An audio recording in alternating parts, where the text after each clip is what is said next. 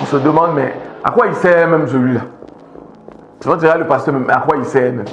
J'ai l'impression que bon, lui, il vient, il parle dimanche, quelqu'un d'autre peut parler, quoi. Et puis voilà, il suffit de raconter une histoire. Voilà, c'est comme si lui, il se lève le dimanche, il vient, il raconte quelque chose.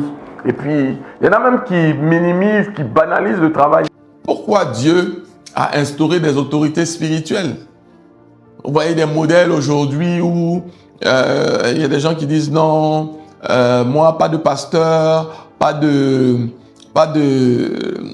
j'ai envie de dire pas d'autorité sur ma vie, pas de pasteur, moi-même je fais mon église, moi-même, bon, je m'excuse de vous le dire, mais c'est pas le modèle de Dieu. C'est pas le modèle de Dieu. Besoin d'une autorité spirituelle vient des modèles que Dieu lui-même utilise pour parler de l'église et des enfants de Dieu. Ok? Si vous regardez, Dieu emploie beaucoup le terme bergerie. Tout ce qui est lié à la bergerie. Il dit, dans Jean 10, 11, je suis le bon berger. Le bon berger donne sa vie pour ses brebis. Dans Jean 10, 16, il dit, j'ai encore d'autres brebis qui ne sont pas de cette bergerie. Celles-là, il faut que je les amène. Elles entendront ma voix. Et il y aura un seul troupeau, un seul berger. Dans Matthieu 9, 36, voyant la foule, il fut ému de compassion pour elle parce qu'elle était languissante et abattue, comme des brebis qui n'ont point de berger. Alors, dans la façon dont Jésus nous présente, Dieu nous présente, on parle de bergerie. Qui parle de bergerie parle de brebis. Qui parle de brebis parle de berger pour prendre soin des brebis. Donc, il faut comprendre ce principe-là qui est un principe de Dieu lui-même. Ok? C'est un principe de Dieu lui-même. Si vous regardez aussi, parlant de l'épouse, Éphésiens 5, 25, si on prend le verset 25, il dit, Marie, aimez vos femmes, comme Christ a aimé l'Église et s'est livré lui-même pour elle, afin de la sanctifier par la parole, après l'avoir purifiée par le baptême d'eau.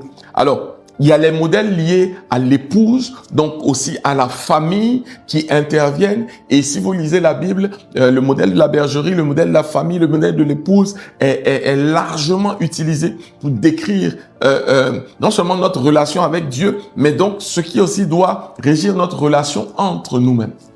Qui parle de bergerie, parle d'un berger. Il faut que tu puisses l'accepter, ok?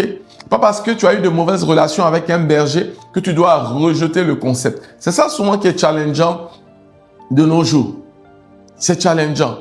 Je vous dis, on a eu des villes où on a eu des maires qui se sont mal comportés. Mais on a compris l'importance d'avoir un maire. Donc, la ville n'a pas dit, non, on n'aura plus de maire à partir d'aujourd'hui. Ok? Donc, si toi, tu as eu des challenges avec une autorité spirituelle, il ne faut pas que tu rejettes ce principe-là, qui est un principe biblique, un principe divin. Dieu a délégué son autorité depuis l'Ancien Testament à des hommes et des femmes qui sont sacrificateurs, qui sont prêtres et qui agissent, voilà, avec une autorité venant de la part de Dieu. Donc, mon premier point, c'est qu'il ne faut pas que tu rejettes ce modèle-là. La question que je me poserais, parce que j'ai plus fonctionné par question, quel est le rôle des autorités spirituelles dans nos vies? On se demande, mais à quoi il sert même celui-là? Tu vas dire le pasteur, mais à quoi il sert même? J'ai l'impression que bon, lui, il vient, il parle dimanche, quelqu'un d'autre peut parler, quoi. Et puis voilà, il suffit de raconter une histoire. Voilà, c'est comme si lui, il se lève le dimanche, il vient, il raconte quelque chose. Et puis, il y en a même qui minimisent, qui banalisent le travail d'un pasteur parce que pour eux, ça n'a pas de... ça n'a pas d'importance, ça n'a pas de portée. Vous vous trompez, vous vous trompez. Et toi qui m'écoutes, ne rentre pas dans le jeu de ces personnes-là. Ne rentre pas dans le jeu de ces personnes-là.